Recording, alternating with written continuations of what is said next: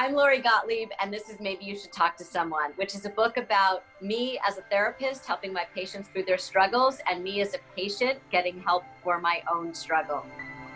How do you write about your patients while still honoring the confidentiality of that patient-therapist relationship? First of all, obviously, I had to get permission from the patients, but in terms of how I selected them, I didn't want to choose anybody that I was currently seeing in any way. It couldn't be someone that I was going into session with and then writing about.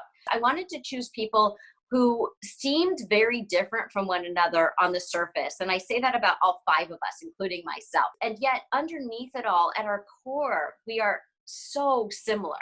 And I think the reader has that experience too of saying, I'm like that too. At what point in your life did you feel qualified to give advice? So I have this word taped up in my office, ultra-crepidarianism. It means the habit of giving advice or opinions outside of one's knowledge or competence. And I have it there because it reminds me that as a therapist, I can help people to figure out what they want to do, but I can't make their life choices for them. And so, so often I'll see people in therapy and I'll think, oh, this is what I would do in that situation, but that doesn't necessarily mean that's what they should do. What is your response when people say to you, oh, you must feel so exposed writing about yourself? I had this momentary hesitation about, maybe I should clean myself up a little bit. Maybe more people will read this than I anticipated, but I decided not to. And I'm so glad that I decided not to, because I feel like that the reason that so many people are reading this, it's a year out and it's still on the New York Times bestseller list. And I feel like it's really resonating with people because I didn't clean myself up.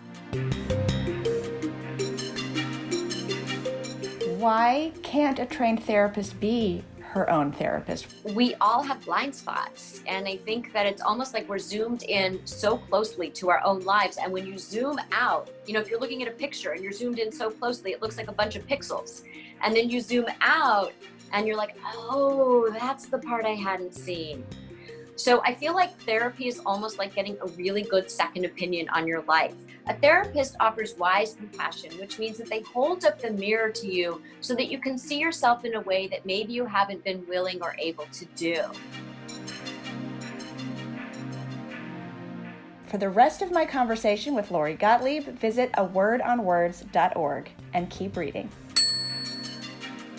My job as a therapist is very much related to my job as a writer because I feel like I'm an editor sitting in that chair. I'm helping people edit these faulty narratives that they come in with